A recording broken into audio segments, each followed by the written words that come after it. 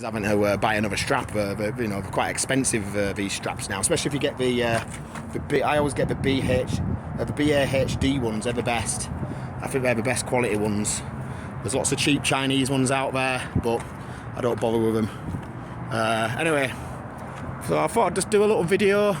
This is my little service truck, what I use. I actually bought this especially for working on my truck because I didn't want to use my car because, you know, you can see how much stuff I have to use, and sometimes I have this little thing absolutely maxed out with tyres and stuff. I'm going to have 4 rims in it now this time round, you know, so it's going to be on its arse basically, weight-wise.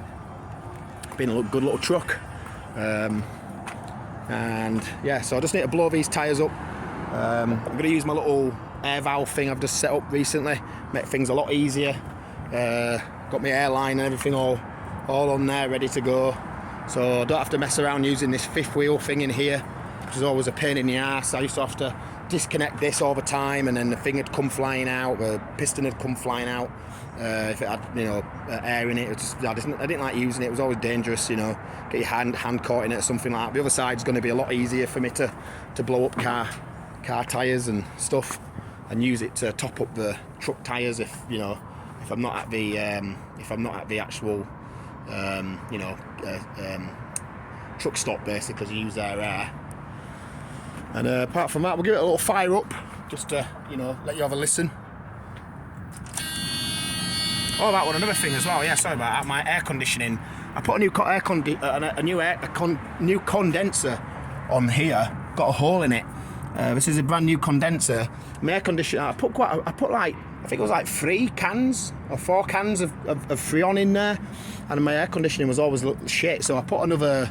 Actually held quite a few more. I think I put like another 3 cans of Freon in there, and it's actually really nice now. It's really cold, so I'm really glad about that, because trust me, come summertime, you do not want to be doing this with no air conditioning. And that's what happened to me last year. My air conditioning went out and I couldn't believe it. So anyway, let's fire her up. Got good oil pressure coming up.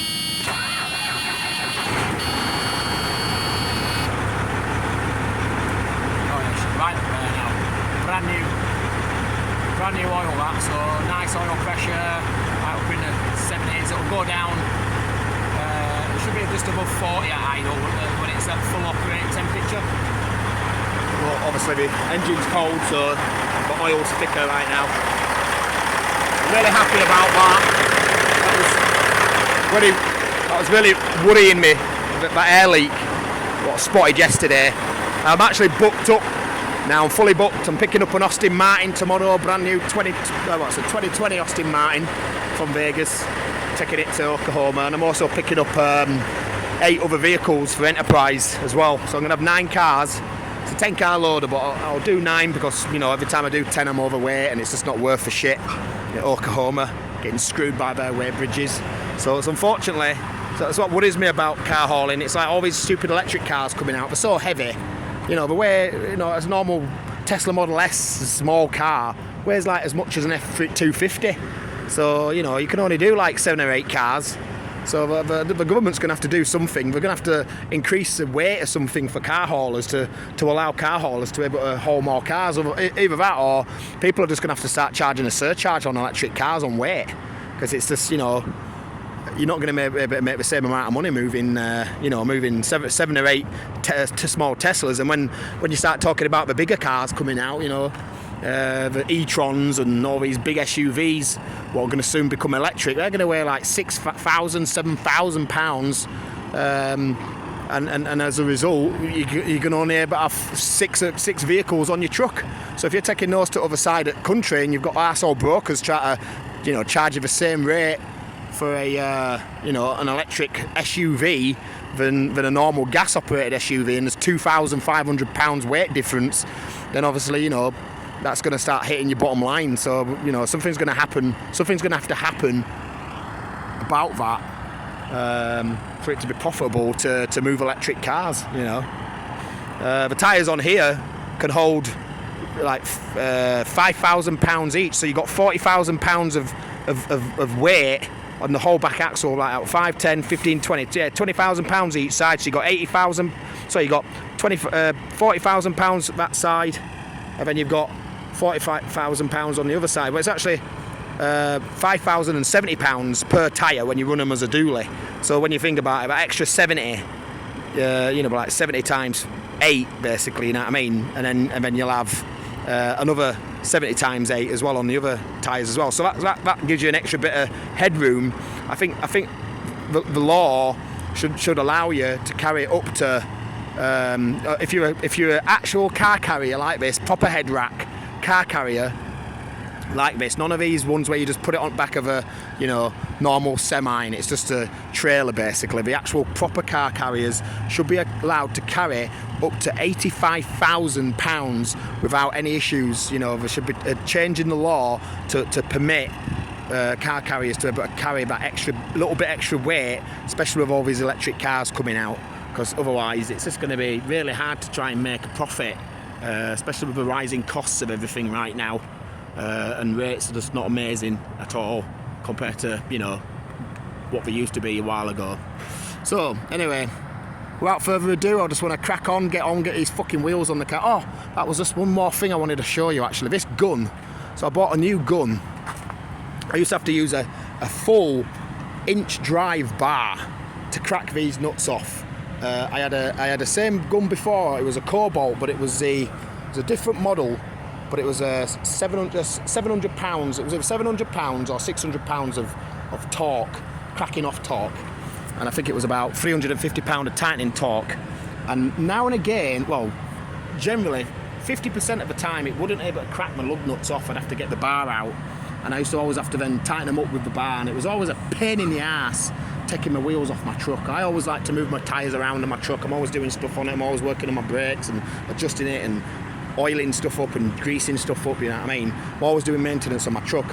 Taking the wheels off has always been the biggest pain in the ass because of the amount of effort involved in cracking the nuts off, and there's 10 of them on every wheel. So when you're doing all, you know, you're doing like 80 nuts basically, you know what I mean? If you're doing all 4 wheels, it takes a long time to take them off and tighten them up. This thing, absolutely fantastic gun. It's 1,200 pounds of torque, cracking off torque, 600 pounds of tightening torque, and to tell you the truth, you know, even when I was cracking them off, they were tight, and I'd done them with my other gun, but it just cracked every single nut off. Like every one I've done, it's cracked them all off, no problems. And I even tightened some of them up with the bar as well, and it's got all of them off. And then the tightening up as well, because it's doing like 600 pounds. That should be sufficient basically. You know, without going crazy on the lug nuts, on the lugs themselves. It just makes things a lot quicker, a lot easier, and it's all on one charge as well. You know, I've done all this on one charge. I'm hoping that it'll, you know, do the other side, take them off, tighten them all up without any issues. I mean, I've been greasing up as well while the wheels are off. So yeah, if you want a gun for 200 and I think I paid like 2 something from Home Depot. This gun is amazing. It's really, really good. It's lighter than the other gun as well. The other gun was really, really heavy. And it's just amazing, you know. It's 1/2 inch drive. I've got a 3/4 drive reducer, step up, sorry, from 1/2 inch to 3/4 drive. It's actually 1/2 inches that gun, and for the money, compared to the Milwaukee one, what I've heard is like £1,000 or 12. I think it's either 1,200 or 1,400 pounds. It's really good gun, and it's powerful enough to crack off all the wheels on this truck. What, you know, and put them all back on basically on one charge. So yeah, I thought I'd just give you a little enlightenment on that. Anyway, take it easy. I'm in sunny Las Vegas. I live here. Perfect weather to be working in your truck right now. It is a little bit, the sun is a little bit strong, but compared to summertime, that's why I always like to do my work in winter time. Not too wintry, but you know, as winter's starting to end, now's the perfect time to start doing any jobs on your truck, because as soon as it gets to 100 degrees, it gets hard, man. It gets really difficult to work on stuff, you know. So anyway, this is Richard Scott, Walk Around Towing LLC. See you later.